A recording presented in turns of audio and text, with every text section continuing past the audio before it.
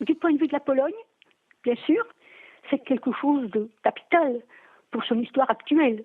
Et c'est le retour de la Pologne sur la carte de l'Europe après réparation par les Alliés, par les vainqueurs, des fameux partages de la Pologne par les trois empires copartageants qui sont désormais vaincus après s'être combattus, ce qui était quelque chose d'inespéré pour tout le monde. Et ceci n'a été possible que précisément grâce à aux révolutions russes qui ont déverrouillé la question polonaise pour la France. Pour la France et pour la Grande-Bretagne, mais c'est la France qui sera davantage intéressée à la consolidation de la Pologne. L'autre aspect, c'est bien entendu le front Est et ses violences.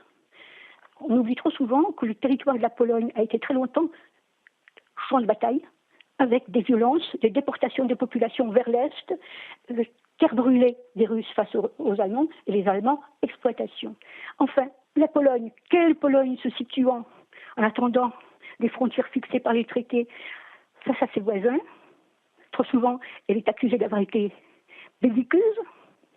Ce n'est pas nécessairement elle qui a commencé, mais il y a d'emblée les guerres pour Lvov, dès fin novembre 1918, ensuite Teschen, où les Tchèques contestent un accord local, enfin Vilna avec les Lituaniens, et la guerre polono-bolchevique.